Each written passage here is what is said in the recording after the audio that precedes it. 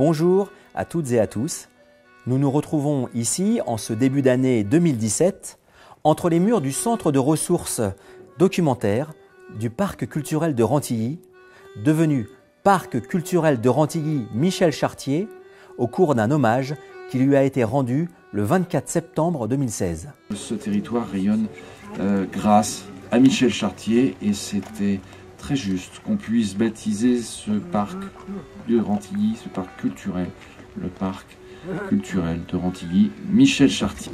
Le plus bel hommage qu'on puisse lui rendre, c'est de continuer cette œuvre et d'aller de l'avant dans la même direction. Merci à vous d'être là, merci à tous. Un hommage également dans sa commune, avec le baptême de la rue principale de collégiens qui porte désormais son nom.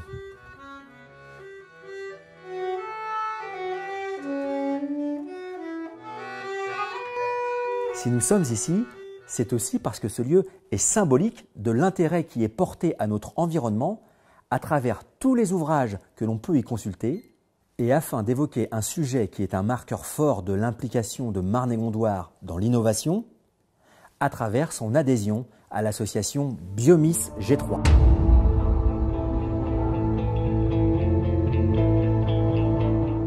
Biomis G3 s'est lancé il y a quelques années, dans les années 2010, avec un projet tout à fait particulier, celui de lancer une filière complète d'amont en aval, d'intégrer dedans des agriculteurs, des industriels et de le faire sur un territoire précis qui porterait ce projet. Donc c'est autour du miscanthus que les choses sont décidées, c'est une plante nouvelle qu'on connaît peu. À Marne-et-Gondoire, un homme connaît déjà le miscanthus, c'est Frédéric Guichard, un agriculteur. Donc, Miscanthus giganteus est une graminée hybride et stérile. C'est une plante qui est pérenne, puisqu'on peut l'exploiter de 15 à 20 ans sans problème. Elle n'est pas invasive et elle n'a pas besoin de beaucoup d'engrais, ni d'irrigation et aucun pesticide. Le miscanthus, on l'avait déjà vu il y a quelques années au festival Printemps de Parole. Entre les mains d'un artiste, utilisé en instrument, avec des fortunes diverses. Après être passé, disons-le, à côté des possibilités du miscanthus, on s'est mis à avoir des idées.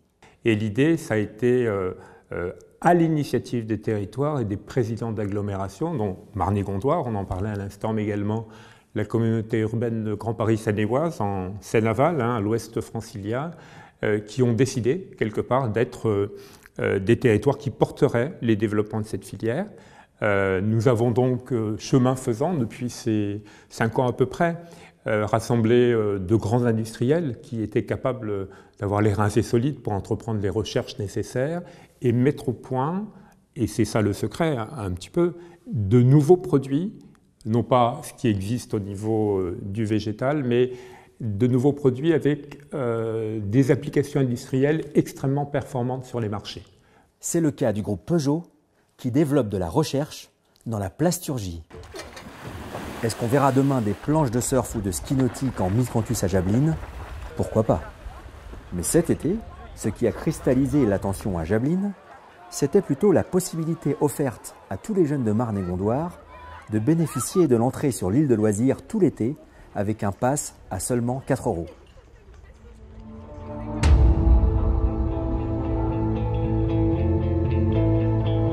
À Marne-et-Gondoire, on s'est rapidement intéressé plutôt à la filière construction qu'offre le miscanthus, d'autant qu'au sein de Biomis G3, un industriel s'est lancé dans l'aventure. Enfin, j'ai de la fibre avec moi, la fibre de miscanthus, qui va remplacer les cailloux, les granulats utilisés habituellement dans un parpaing, un bloc en béton. Donc un bloc en béton est composé de plus de 90% de granulats. Et là, on va substituer une toute ou partie de ces granulats par de la fibre qui a différentes tailles, différentes longueurs, différentes épaisseurs et qui va venir s'intégrer dans notre process de fabrication assez simplement. Et on va pouvoir produire le miscanthus localement, d'autant que celui-ci peut pousser sur des terres marginales. Le miscanthus peut s'implanter sur des friches, sur des zones à faible potentiel agricole ou sur des zones polluées. Une agriculture viable économiquement, sous réserve que les propriétaires du foncier disponible garantissent une pérennité à cette activité. Autre élément fort dans cette filière, la société Alkern a un site de production à Lagny-sur-Marne.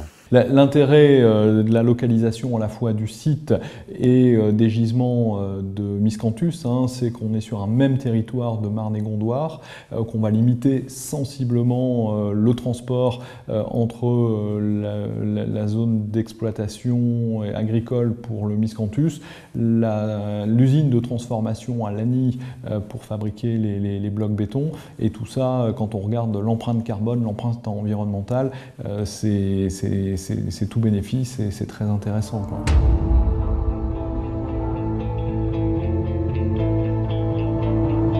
Maintenant, il faut trouver un débouché local à ce parpaing biosourcé. Et dans la droite ligne du Grenelle de l'environnement, c'est EPAMarne, fort de son expérience dans le bois et dans le chanvre, et de son implication dans Biomis G3, qui va porter la première réalisation de cette filière. Le miscanthus nous a paru intéressant parce que c'est une plante d'origine locale, c'est une plante, donc c'est un matériau renouvelable et il peut contribuer donc à offrir de nouveaux débouchés aux agriculteurs. C'est la raison pour laquelle l'établissement public a souhaité donc développer une opération immobilière démonstratrice et cette opération se tiendra à Chanteloup-en-Brie. Mobiliar 3F s'est donc engagé sur un programme de 46 logements, 40 collectifs et 6 maisons, avec les places de stationnement attenantes, pour réaliser donc une opération en bloc de miscanthus. C'est le produit phare qui sera mis en œuvre sur ce projet-là. Aujourd'hui, on est au stade de la consultation avec 5 groupements qui sont composés d'architectes, de bureaux d'études et d'entreprises. On devrait désigner le groupement lauréat au premier, voire au début du deuxième trimestre 2017, avec, on l'espère, un démarrage à la fin de l'année 2017, pour une durée de réalisation d'environ 18 mois.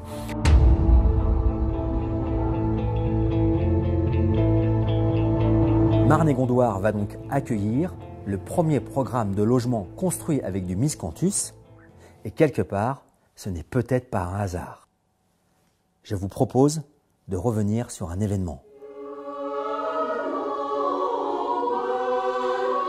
Lors des Journées du patrimoine, l'artiste Nicole Michigan nous a présenté son dernier vitrail qui vient compléter sa fresque biblique de la Sixtine de Lèche. Pour le personnage, elle a pris comme modèle le menuisier qui a refait bénévolement toutes les boiseries de l'église. Mais ce jour-là, ce n'est pas la médaille qu'elle reçoit pour son travail qui attire notre attention, mais plutôt cet éléphant. Et vous allez comprendre pourquoi. Lors de ces journées, des centaines de lieux sont proposés à la découverte, parmi le riche patrimoine de Marne et Gondoire. C'est ainsi que l'on pouvait visiter les lieux de culte de l'esplanade des religions à Bussy-Saint-Georges.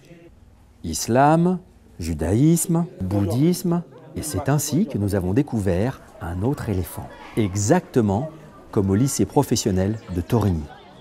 Et ce n'est pas un hasard, car en Inde, d'où vient le miscanthus, on l'appelle l'herbe à éléphant. Vous voyez donc à quel point le miscanthus est ancré dans les différentes cultures du territoire. Le présent, c'est cette exposition Animal on est mal. Alors, Animal on est mal. Lorsque le FRAC Île-de-France et Marne et Gondoire accueillent le musée de la chasse et de la nature au château de Rantilly pour l'exposition Animal on est mal, ce n'est pas non plus, bien sûr, un hasard si l'on retrouve du miscanthus sur une tapisserie du XVIe siècle que nous montre ici l'agent de sécurité.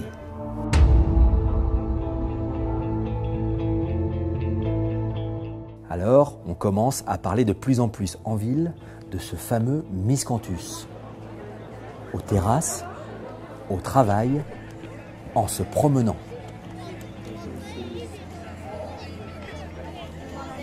Pour le moment, il n'en existe qu'une petite parcelle, mais tout le monde voudrait voir ce fameux miscanthus. Mais développement durable oblige, en se déplaçant propre, si possible. En voiture électrique, grâce au réseau qui s'étend, ou en empruntant un vélo, mis à disposition dans un des 4 sites de près du territoire. Tout ce qui est là ici, vous allez là, les tourniquets.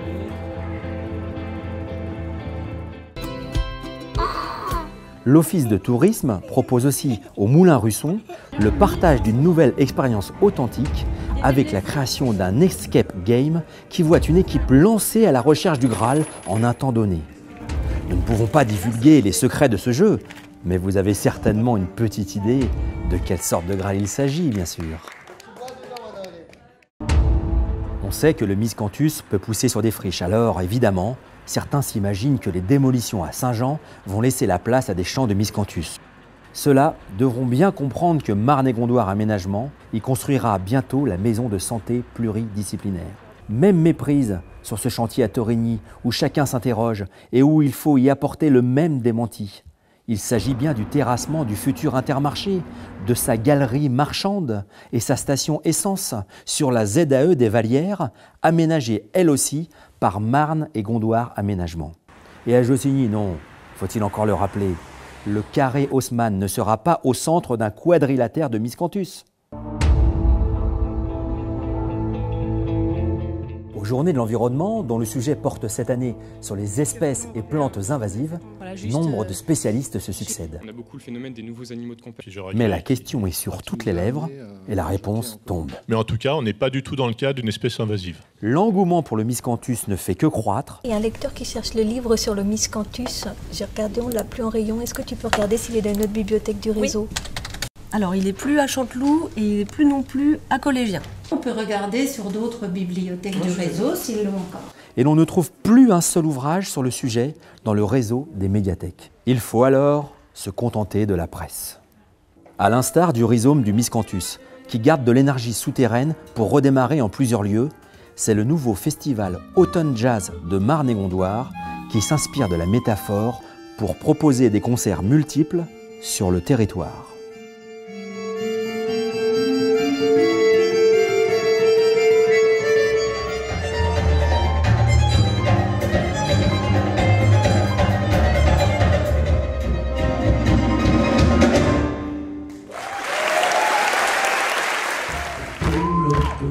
C'est cette même image du rhizome qui fait pousser des talents au sein du conservatoire intercommunal et de ses 8 sites d'enseignement, mêlant tous les âges, et des projets comme la dotation d'instruments aux élèves du collège du Moulin à Vent à Torigny.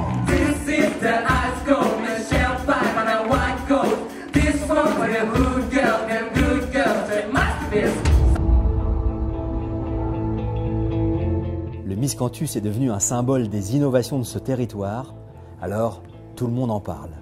Et la filière miscanthus? Tout le monde parle aussi du premier groupe scolaire à énergie passive réalisé à Montévrain que la ministre de l'Éducation est venue inaugurer. Alors longue vie à cette très belle école. Voilà. Merci beaucoup. J'ai rarement vu un groupe scolaire aussi beau. Alors vraiment bravo à tous ceux qui ont travaillé dessus.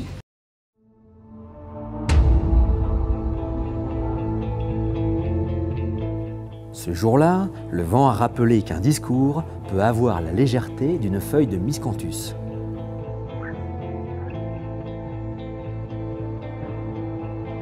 C'est ce même vent qui a donné des ailes aux basketteurs de la toute nouvelle Académie des sports de Montévrain.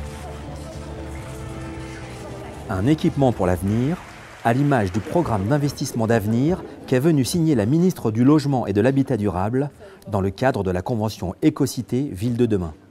À Marne-et-Gondoire, il s'agit du cœur agro-urbain de l'écoquartier de Montévrain qui favorisera le rapprochement entre ruralité et urbanité, et un programme de logement à Chanteloup, une opération B-Cube avec 3 innovations, le BIM, le bois et la labellisation BEPOS. Ces programmes d'avenir ont la volonté de réduire notre empreinte environnementale et d'offrir un confort d'usage unique à ses futurs habitants. La filière miscanthus offrira en plus pour le territoire de Marne-et-Gondoire l'opportunité d'une économie circulaire avec une agriculture locale, une industrie locale, une éco-construction locale, un cercle vertueux de circuits courts et respectueux de notre environnement.